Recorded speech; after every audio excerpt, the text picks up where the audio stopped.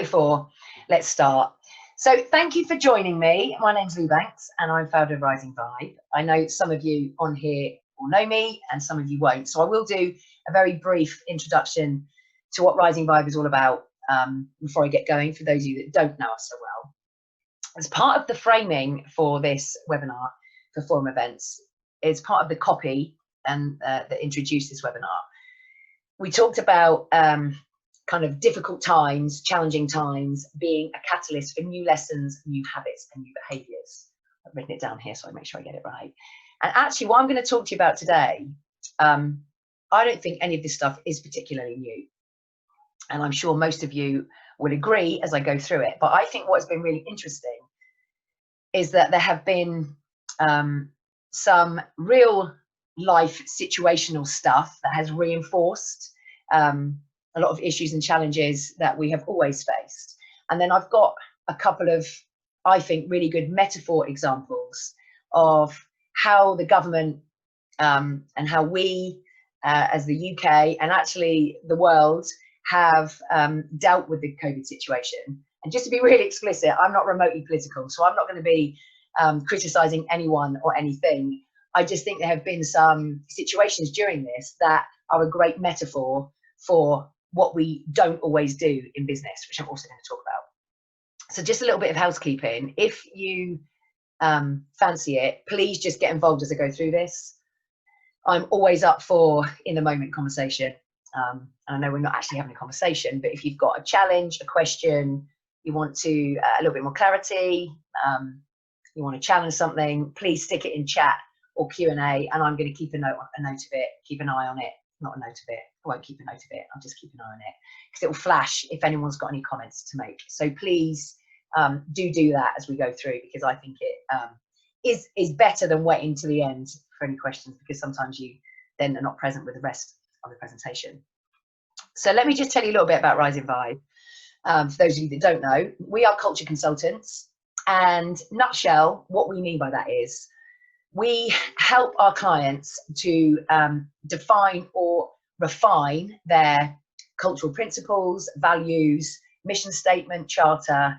We help them bring that to life for the wider organisation, because most of the clients we work with do have something in place already, but you know, a list of values don't always mean much if it's not clear what that means in real life. So this definition, the way of life of groups of people, mean the way they do things. Maybe a word like passion. We will all have a definition of what passion means, but what does that mean in terms of how you expect me to be around here? So we help our clients to bring that to life. We then help them to establish where they are in terms of how people currently showing up and what's the gap between where you want to be and where you are right now. And we deliver learning to enable that shift. What we talk about a lot is that people are the culture. So, and during this time this has happened, I've heard it quite a bit, people talking about the culture of their organisation, sometimes in a really enabling way because they felt very supported, sometimes not so, but talking about it like it's separate to them. So the culture is not supportive. We don't have a learning culture. The culture is toxic. We have a blame culture. Actually, if you are in that organisation, you are the culture. So you can't change it on your own, but what a lot of us tend to do, you know, out of work too, is wait for other people to go first and talk about their environment, the culture they're in, like it is disassociated and separate to them. Actually, it's not. We are part of it. And I love the Gandhi quote, be the change that you want to see. Someone has to go first. So rather than talking about the environment you're in a way that is articulating it's not helping or it's not useful, what could you do? What could you do to start to change some of that yourself? So we're really keen to challenge and support people to do that. I guess the way we talk about culture is it clear what is expected around here? And do you accept anything different to that? So what is expected and do you accept anything different?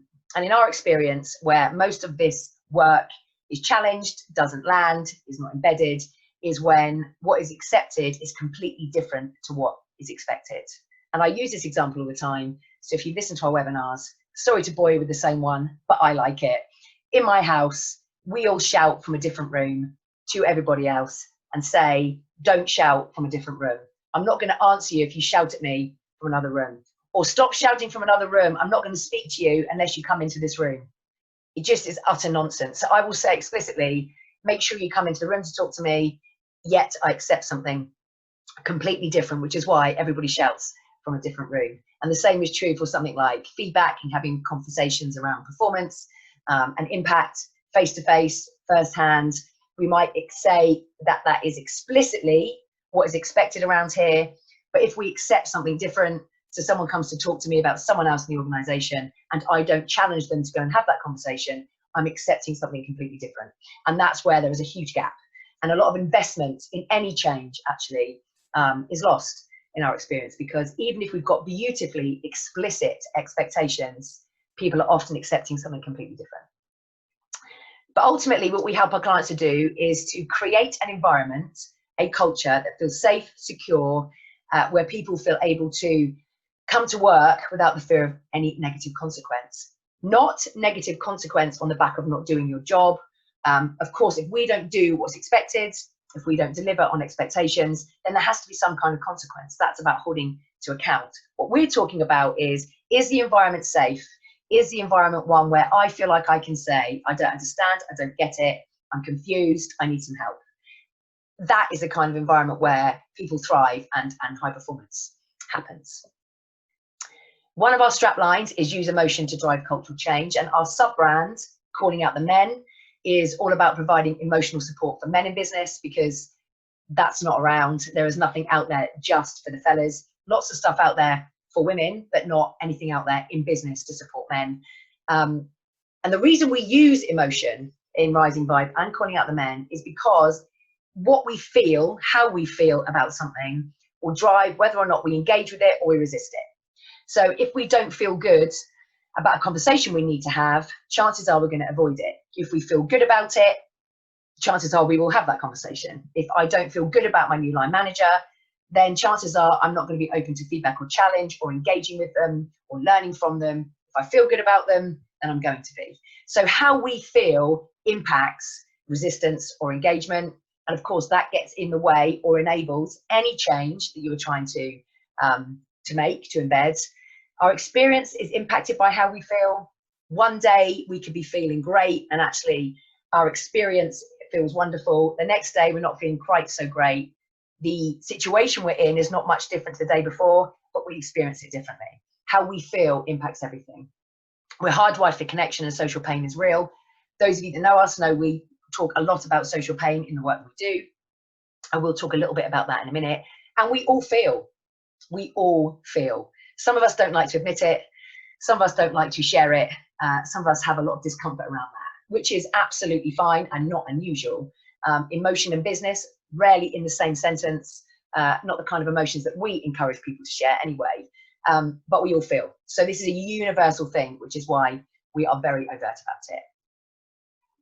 So let me talk to you, first of all, this won't be a surprise to any of you, the kind of common learning themes that have come out of this whole situation before we get into the more specific examples.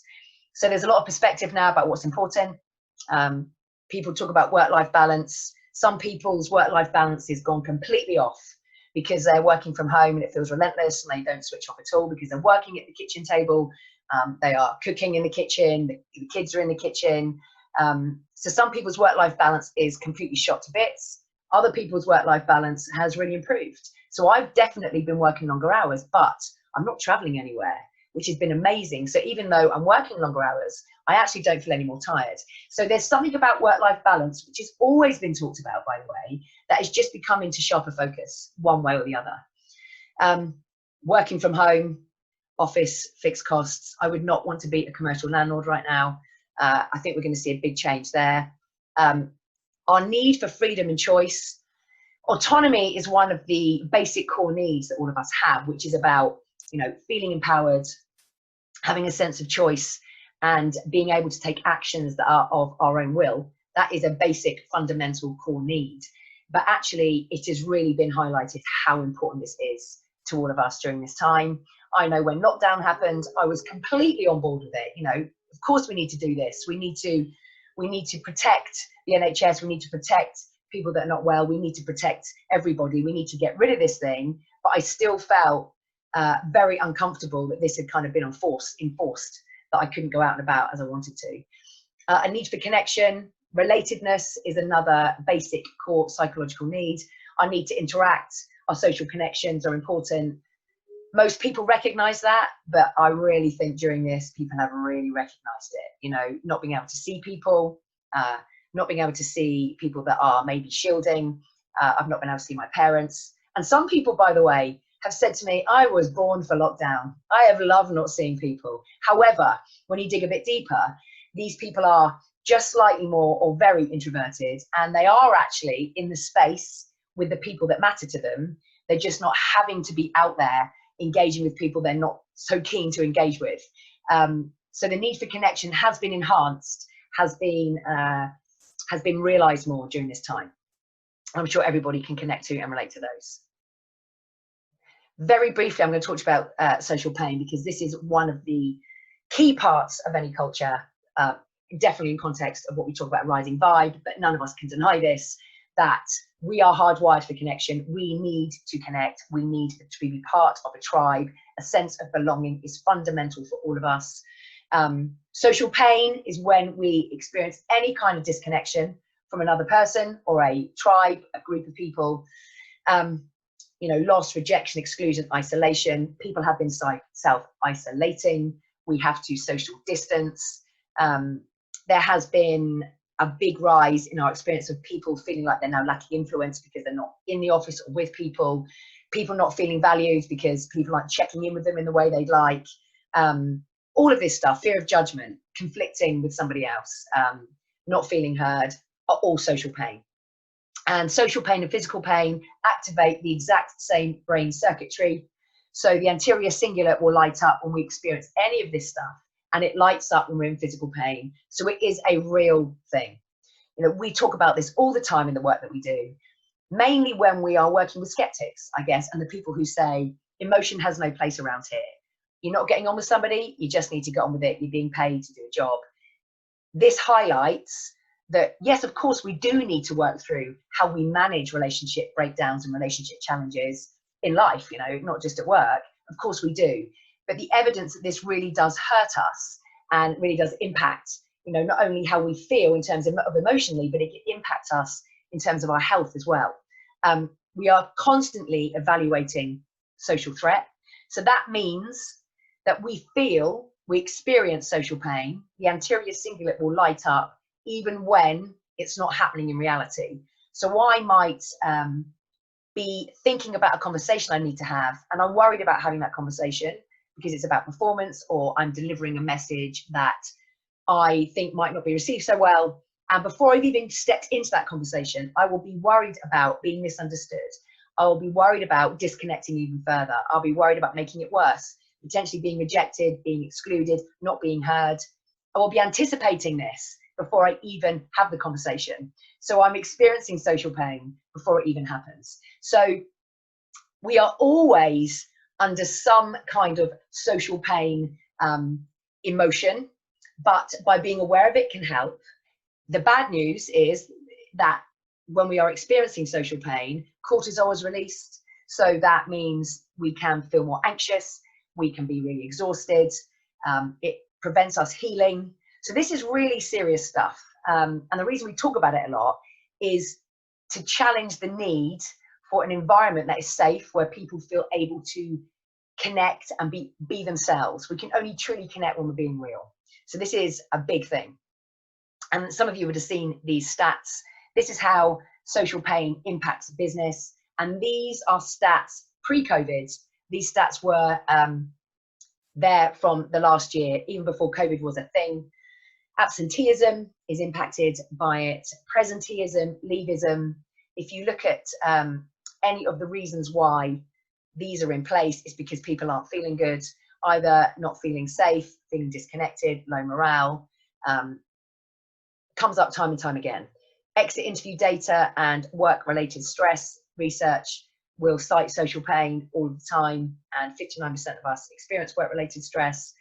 And although some of us have, I guess, found this experience enriching, actually, and awakening, some people have described it as that. Some people really haven't. So the World Health Organization stat, which is depression is predicted to be the biggest health problem in the world by 2030, that looks like that's now going to come forward. If for no other reason than people not feeling connected in the way they felt connected. I have some clients and friends who live alone and like living alone, but actually this has really impacted them because it's gone on for so long. So I guess the key thing for us in context of the work that we do is just reinforcing here that a culture that enables connection is absolutely key. We need a tribe. We are hardwired for connection. We are hardwired to be part of a tribe because the reptilian brain is still telling us, if you don't belong to a tribe, you are not safe. So just being removed from our tribe, we might be in the family tribe, but just being removed from our work tribe feels really, really difficult. And actually, there's a lot of people who, even before they were working remotely, didn't feel connected. So that brings me on to my next point, which is the COVID challenges. Are they real or an excuse? Some of the research that Nikki and our team has done on the back of, mid-March through to end of June has showed us that only 14% of the challenges, issues raised by our clients across our client portfolio, and we work cross-sector, only 14% have been explicitly related to COVID. So things like, I'm now having to work from home because I can't go in the office. And I wasn't working from home at all before, COVID specific. I'm having to homeschool my children, and homeschooling isn't what I've chosen, but I'm having to do that because my kids can't go to school, COVID related, clearly. I'm in a role where I go out to meet customers or clients. I'm unable to do that right now, COVID specific challenge. The rest that we are supporting our clients with have been talking to our clients and contacts about. 86% are existing challenges that have simply been highlighted, exacerbated, or brought to the forefront on the back of this whole situation. And I love this as a metaphor example, which is, there's a lot of people joking about this, especially in the early days. God, I'm drinking every day, I'm putting on weight. A lot of very funny memes around social media of people with very long bushy hair, with a red nose from drinking too much and 3 stone heavier. Actually, I know that I don't mind having a glass of wine every night. But you know what? Saying, yeah, I'm drinking a glass of wine every evening because I'm in lockdown actually feels less shameful. It gives me a bit of an excuse. Eating more because I can't go out to work and I'm stuck at home is nothing to do with COVID. It's a choice. Yeah, we're in lockdown and we can't leave the house. But does that mean COVID has made you eat more? No, it hasn't. So metaphorically, some of us personally have been using COVID as an excuse for some of the patterns of behavior that we demonstrate anyway, using COVID as a reason for why it's got worse or for why it's even there is a great excuse. It makes it feel easier to own.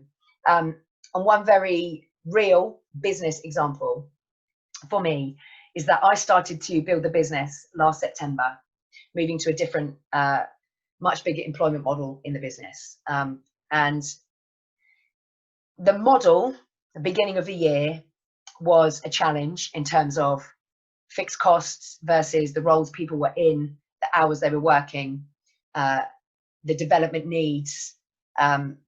It was a challenge in January. And COVID, when it hit us in mid-March, finished it off. We needed to make some significant costs, cut some costs significantly to survive this thing. What I could do is say, well, it's purely because of COVID that we had to make these quite dramatic team changes. Actually, COVID might just have sped the whole thing up. Who knows? And we didn't get the chance to find out, by the way. So that is true. There is no certainty in this. But perhaps we would have got to Christmas this year, and some of the challenges that were there at the beginning of the year that became magnified, when we got into mid-March, might still have been here at the end of December. I absolutely will not use COVID as an excuse for the business model that I had in place that probably wasn't quite right. And I've got to tell you, that has made me reflect in a very unhelpful way a lot of the time. I have self-doubted myself.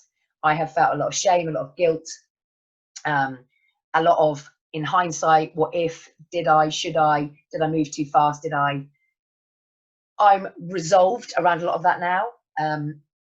But I could very easily use COVID as an excuse for why the business model wasn't working.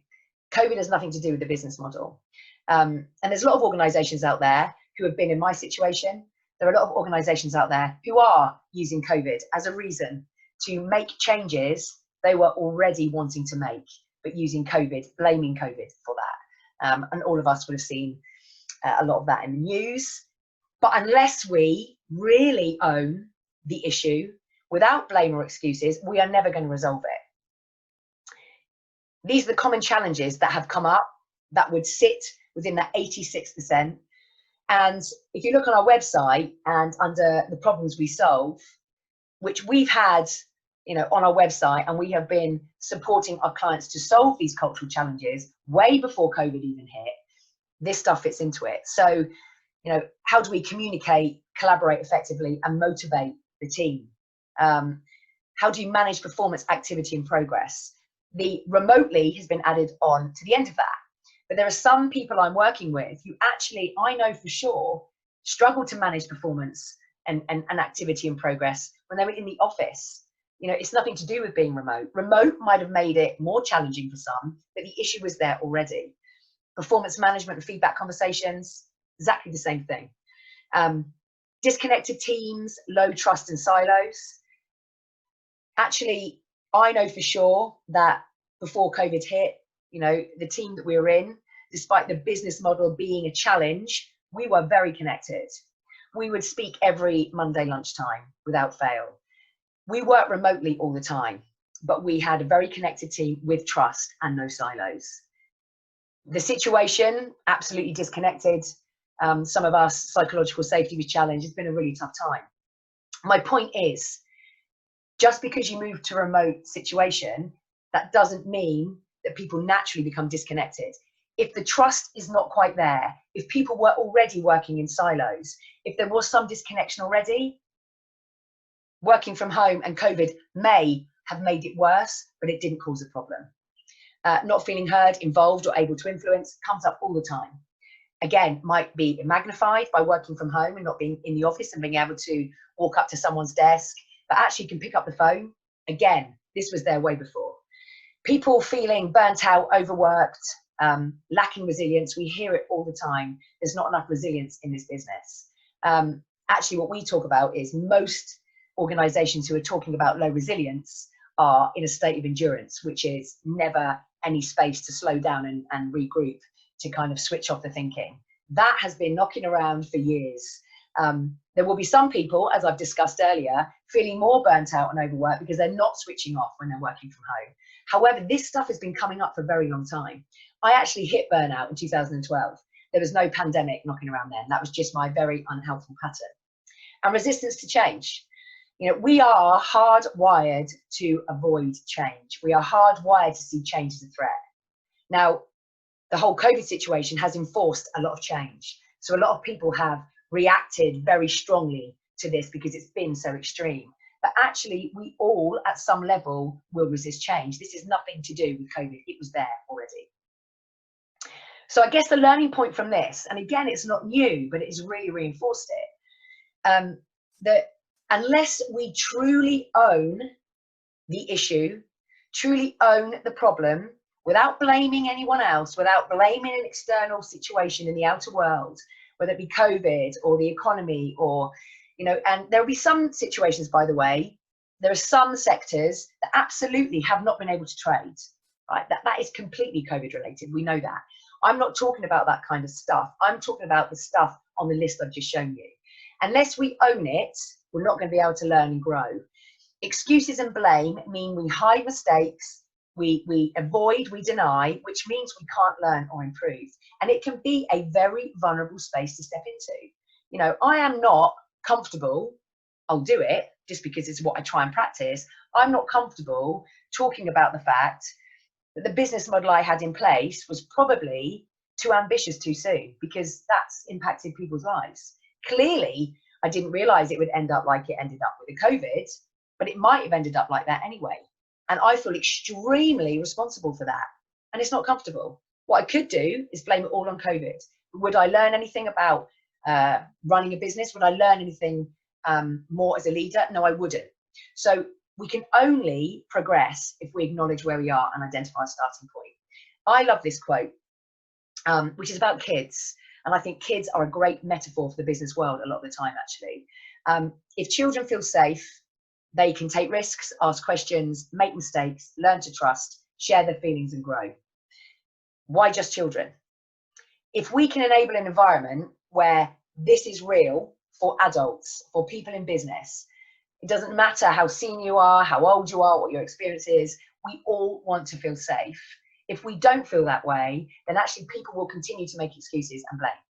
So this is key, and this has really highlighted it for me in context of the challenges that are being blamed on COVID that actually are not all to do with COVID.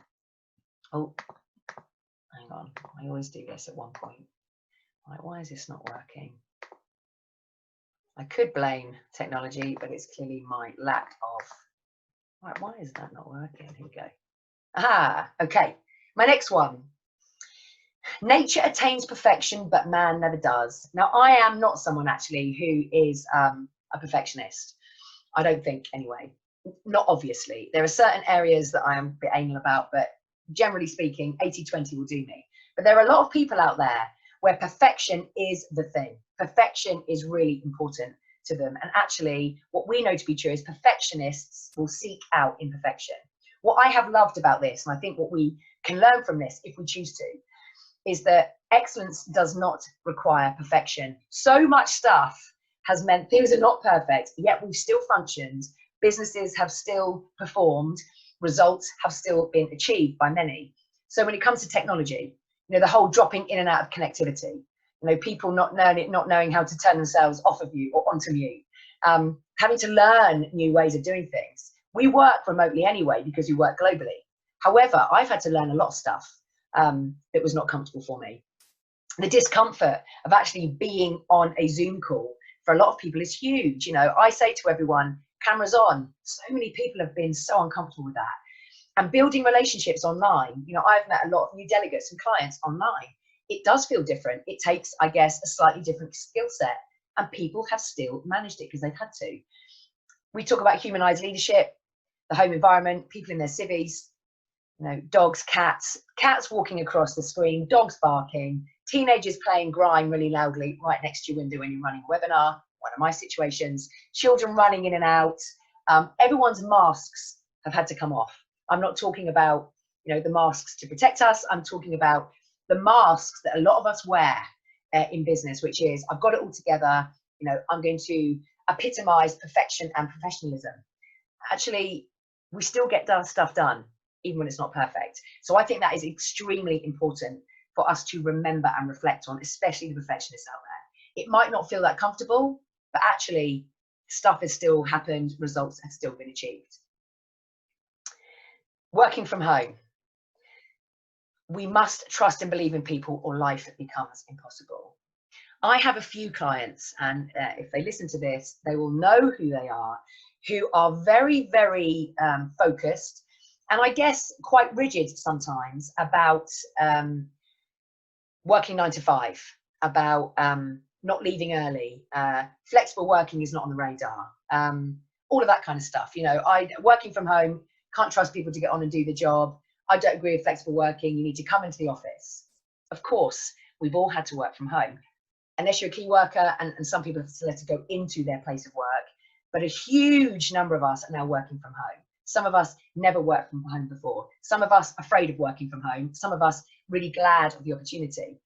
But working from home has done all of this stuff. It's enforced trust. You know, you might have been in the office with your team before. You've had to trust they're going to get on with it, because you've got no choice. They're not allowed in the office. It's highlighted trust issues. There are some people I know who believed that they would be okay with working from home, and their team working from home, they really struggled with it and recognized they have more of a control need than they realized. Working from home has also shown that trust goes a long way. So many people have stepped it up, have actually done better, been more productive, produced more quality, and have felt great that they've been allowed to get on with it. It's meant letting go of control, or having to cope with not being in control. Some people have still not let go of it, but actually have had to just get on with it because they can't control it in the way they used to. And working from home has changed the lens through which some people have viewed, both ways actually. But in my experience, based on people I'm talking to, mainly in a very helpful way. You know, actually, I can't believe how productive X and Y have been. I'm a bit surprised about Z. I was expecting more. They seem to have struggled more. But the really key point with this is some people who are very fixated on you don't do a good job, you won't be productive unless you're in the office, have had to look at things and people through a very different lens. And the majority, in my experience so far, have been proved wrong, the ones that weren't trusting the process. And it's demanding more flexibility. You know, will we go back to the way that we used to work before? Probably not exactly the same way. And I think that's a great thing. So being open to things turning out better than you imagined is a great lesson here. You know, we've had no choice, and guess what? It's not been so bad. So throwing the dinosaur in the bin works. This is my quote. When my son was 3, he had a humongous tantrum, kicking me, spitting, a fury like I'd never seen before when I got him out of the swimming pool. And I warned him twice, if he kicked me and spat again, then his favourite dinosaur, who he had taken swimming, would go in the bin. He kicked me and spat again, and so the dinosaur went in the bin. And I was devastated. I didn't sleep that night. I felt so guilty about it. But Charlie, who now is nearly 20, absolutely still remembers it. And so from that moment, he knew that when I said there would be an implication, and when I set my expectation and the expectation was not delivered on, then I would hold him to account, and I followed through on what I said I would. In business, my view is, based on my experience and the people I'm working with, that doesn't happen so often. And if you think about lockdown, and I know some people have broken the rules, by the way, so I'm not saying everybody was compliant, but actually I think most people were, if I'm honest. I think people were in the main compliant, but of course the media likes to report on those that aren't. But we were told we couldn't go out. I walk my dog every day, and at my local common during the height of this in lockdown, there were police men and women patrolling the common and police vans driving around the common. You knew that actually you were being watched. So the chances of you adhering to the rules were far greater. I have friends in Barcelona, and at the height of lockdown for them, they were not allowed to leave their home unless they had a pass, permission to go to the pharmacy or the supermarket. If they were caught out on the street without a pass, they were fined on the spot. Now, this is extreme holding people to account. The point here, metaphorically, is this. When we do it, when we hold people to account around clear expectations, things do change. Who would have thought that the majority of the world could have been forced to stay at home and follow rules in that way? And yes, some people broke the rules, but in the main, people didn't, because people were held to account. And often in business, this does not happen. I put expected and accepted here, as I mentioned at the beginning. So often expectations might be clear, but something completely different is accepted. If Charlie had kicked me again and I hadn't thrown his dinosaur in the bin, what I'm basically saying is what I am telling you is a waste of breath. Actually, my words mean nothing. My actions mean nothing. Boundaries and implications are critical. They can feel very uncomfortable to implement, but if we don't, things won't change. Remember, we see we see change as a threat, not a reward. So we really have to hold people to account around change, because if we can get away with not changing, most of us will try not to change. We need support and challenge to break patterns. And most of us, have been running the patterns that we've been running for a very, very long time. And that situation in lockdown, for the majority, proves that when we hold people to account, collective change does happen.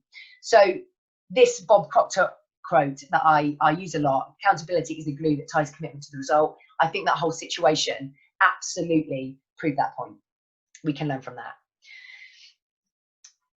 The weekend of VE Day, May the 8th, I think it was, there was a lot of speculation in the press about what Boris Johnson was going to say on the Sunday.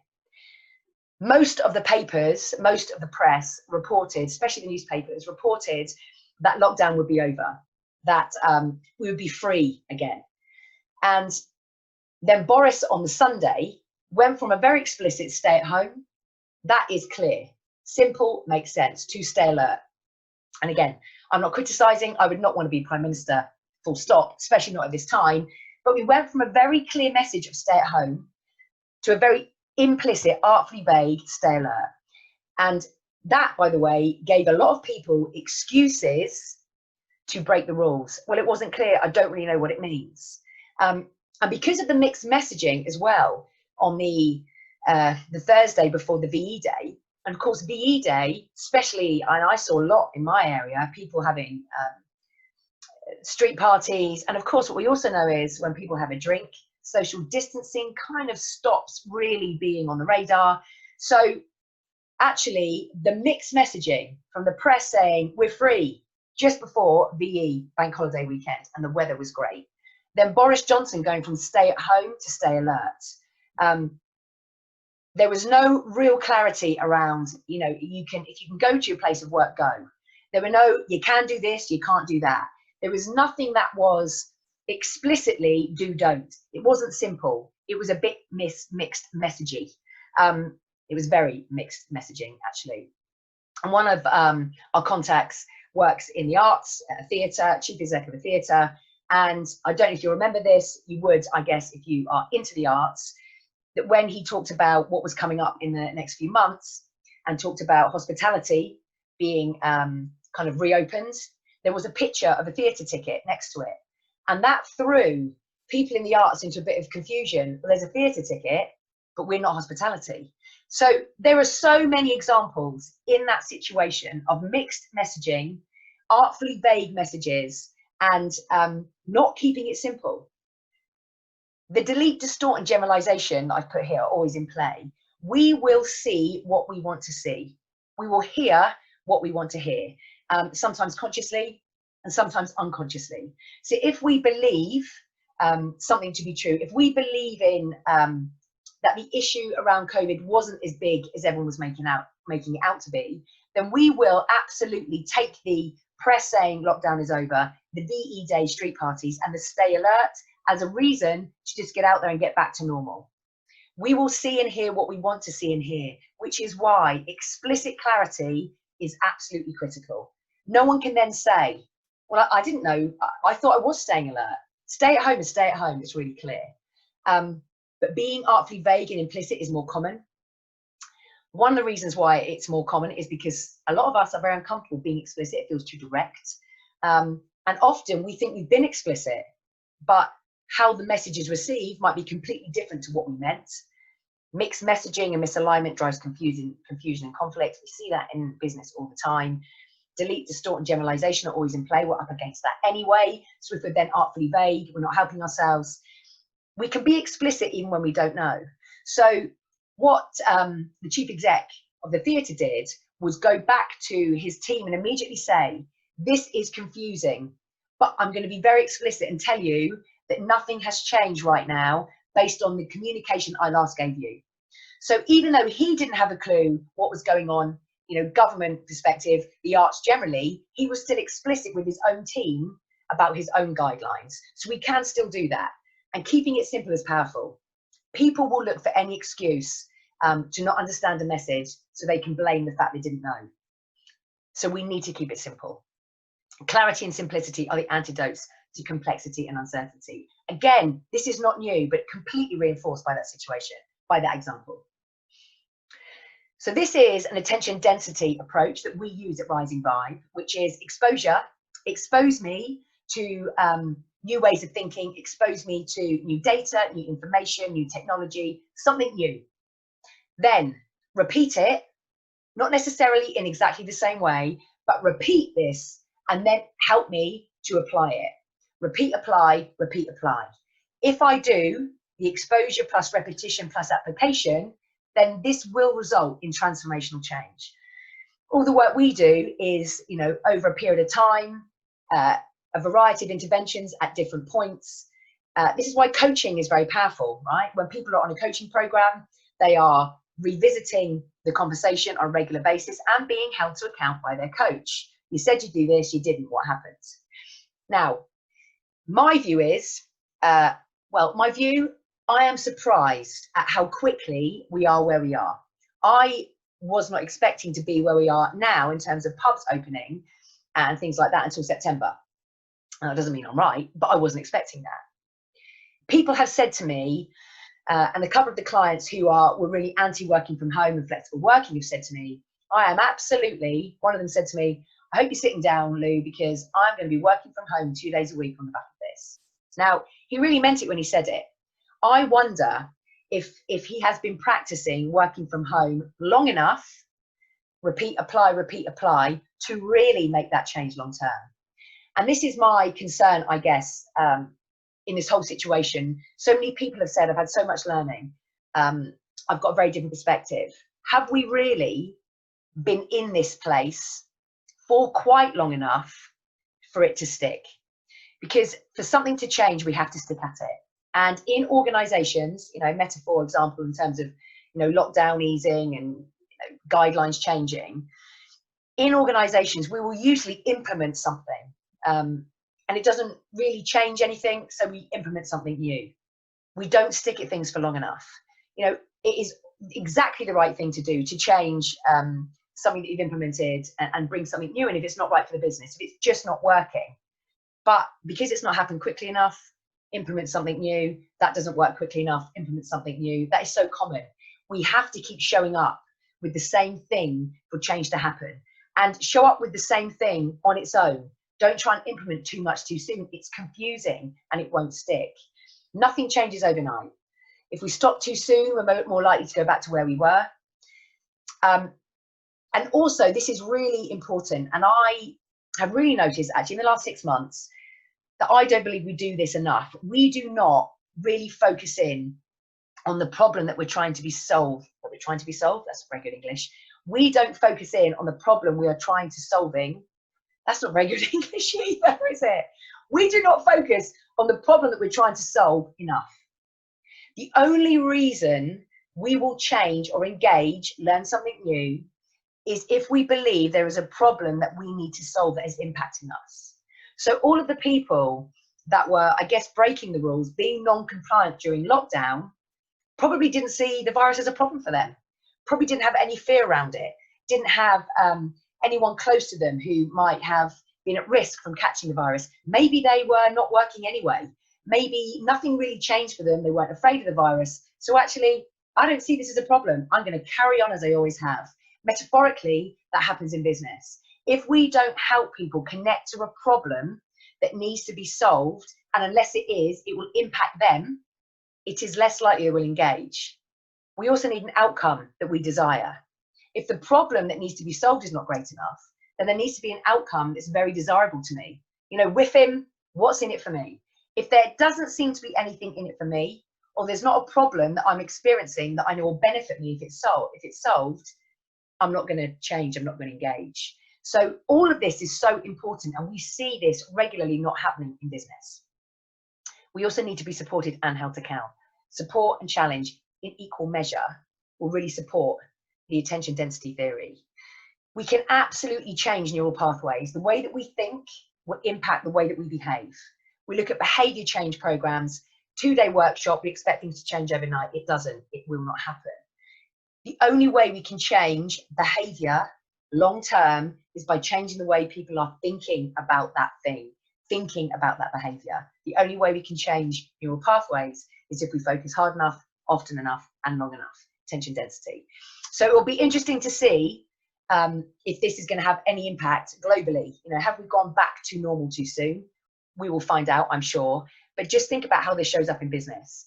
How much of the work that you are doing, the work that you are implementing, the stuff that you are trying to embed is actually not embedding.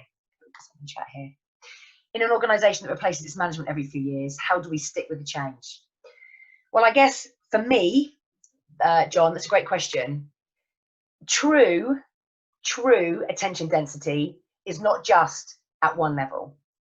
True attention density is cascaded. It is moved upwards. It is moved sideways. True cultural change and a true culture embedding is about hitting everybody. So if it is really only the management that are leading it and people are just following it because they think they should, rather than the culture being truly a trickle down cascade, upwards, downwards, sideways, 360, where people truly are living and breathing a certain way, then every time the management team changes, things will change. So if you've got a truly embedded culture, the management team moves on and get a new one in, and they want to change it, they're going to have to work really hard to change it if it is throughout the organization.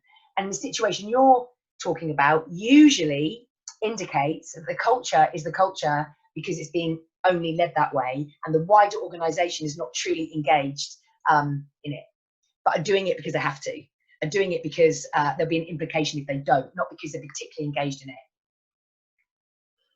Thank you. So, next one. All right.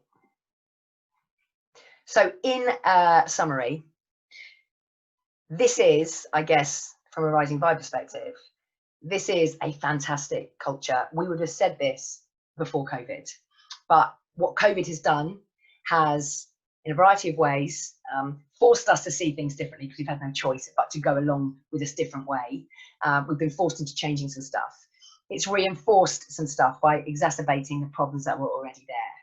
But a culture, the environment, it's key that it enables connection. Social pain is real. If people do not connect, they don't feel safe, they won't be their best. Fact.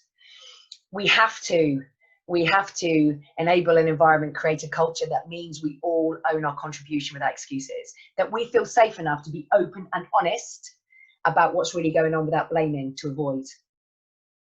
Wouldn't it be great if we were all okay with imperfection? We would get so much more done. It would cause so much less stress. So much less stress? I'm not sure that's great English. Anyway, I'm going with it.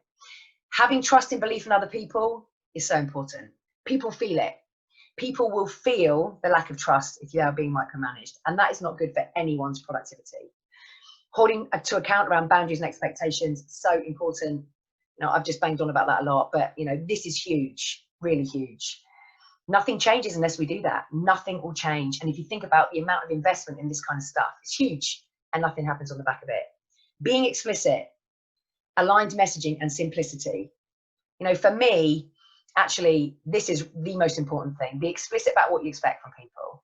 Align the messaging, make sure everything is lined up, which therefore, doing things baby step style, one thing at a time, makes that easier. To align messaging when you're trying to implement loads of different things, it's really tough. And keep it simple. Some of us in the corporate world love to use big words, love to kind of complicate things because it helps us feel better about ourselves. It is not helpful. We all love simplicity. I think I've got another comment on here. Thanks, Lou. Great. Thanks, Rach. I'll get the recording to you as well, because just a little bit more I'm going to show. And committing to the long game and solving the problem. Do not quick fix things. Do not try and quick fix. Do not try and tick box. The tick box mentality is one of the challenges that comes up for us all the time with our clients. You know, the wider organization getting really frustrated, exhausted, and resentful of things constantly changing without really giving them a chance to embed. So committing to the long game and really solving the problem and being clear about the problem you're trying to solve is absolutely key. I'm going to finish with this, one of my favorite quotes, which is this one. There is only one thing that is more painful than learning from experience, and that is not learning from experience. As I said at the beginning of this, I'm not sure there's a lot of new lessons, habits, and behaviours in reality. But actually, if we can't take from this all of the evidence that I have shared on here, and there'll be loads more out there, I'm sure, that other people would share, then what has been the point? You know, it's been painful, it's been uncomfortable, it's been more painful for some than others. Some people have loved it, but even those that have loved it will have learned something from this, and I'm sure could relate and will resonate with at least one of the things, one of the points I've shared. And then, finally, any questions from anybody? I think I've got one here. Is there another one? Yeah, let's have a look. What are the best ways to get buy-in for these ideas across organisations? How do we work with the more stubborn personalities? Okay, so for me, Stuart, and in the way that we would talk about rising vibe is when someone is appearing stubborn, and I've got a scale here, and you can download our scale if you haven't got one. When someone is showing up and demonstrating stubbornness, that indicates resistance. We only are stubborn, defensive, justifying, angry, that kind of thing when we don't feel good about something. So actually a great question to ask anyone who is appearing to be stubborn, not engaging, not being open, is just to ask the question, what might help you be more open to this? What might help you be more open to this? What might help you feel better about this? What might help you to look at this in a different way? What could I do to support you to look at this in a different way? There really is nothing else we can do apart from get curious and help them to get curious. We can't make anyone feel anything. We can't make anyone change the way they feel or think, but we can provoke some different thoughts by asking them some great questions. And if you download this, to stick this in front of somebody, so whatever the context is that you're talking about here, to say, in context of this, talk to me about how you feel about it. When you think about that, where do you go on the scale? Tell me what you think about it. What are you believing to be true? What's your opinion? What's your judgment? What's your view? That will help you get underneath how people are feeling about it. Then you can challenge it. You can challenge the beliefs and the thoughts that people are having if they say them out loud. But unless they say them out loud, you can't get into a two-way dialogue about that. If you want some more help around how you can do that using the scale, then just drop us an email. Can I go back to slide 16? Yes, I can. Next one. The quote. My goodness. This one. Is this one you mean, Jeff? I think it is. Okay. So I don't know if that answers your question, Stuart, but, you know, so many of us focus on what we can't control, and what we can't control is how people show up, how people behave, but we can influence it by being in control and managing our own emotional state, but then getting curious about what's going on with them. So I guess when we experience somebody as stubborn, asking ourselves, I wonder what might be going on for them, that means they are pushing back on this, and asking that question is a much more helpful way to go about it. And I also appreciate that when you don't connect with somebody, potentially, I'm not saying you don't connect, when we find this kind of behavior frustrating, it is more of a challenge to get curious, but it always works in my experience. And what I say to myself in my head, I say it to myself in my head. I mean, I'm coming out with some corkers today. When I'm speaking to myself in those situations, when I'm feeling frustrated around how somebody is showing up, what I will say to myself is, how fascinating, this is fascinating. How fascinating, this is fascinating, which means I then get more curious and I ask more questions, and they feel my curiosity because I'm actually telling myself it's fascinating. It's my little tip. It's my little weird little thing that I do, but it works for me. I think there's one more question here. Sorry, no, it must be 15. Right, a culture after COVID, hang on. Oh yeah, the details of the list. Right, hang on. I'm having a real problem with there you go, this one. Did you have a question on that one, Jeff? Okay. Or did you just want to capture it? We will send, by the way, just so you know, anyone who's registered for this, and even if you've watched it live, we will send out the recording so you can rewatch it. We'll also send out the slides so you can use them. And we would love it if you would share this with other people, actually. You know, share it and share the link for people to register and get the recording, because thank you. I was just reading this and got a call. Okay. So is there one more here? Right, I think there's one more here. Very interesting presentation. Great. So that is it from me. I hope you found it useful. This is like no-brainer obvious stuff, but I don't think we can, in an attention density styly, talk about it enough. So thanks, Jennifer. What lovely feedback that is. Your webinars are a shining light. Love that. I'm gonna get that printed off and stick that somewhere in my office. Thank you very much. Have a great day, everybody. You know where you can follow us, you can email us, you can download the scale from our website, and we will look forward to our next one, which probably will not be till September, as I'm going to take some time out in August, but we will be obviously still putting things on social media to keep us ticking over. All right, that's it from me. See you later.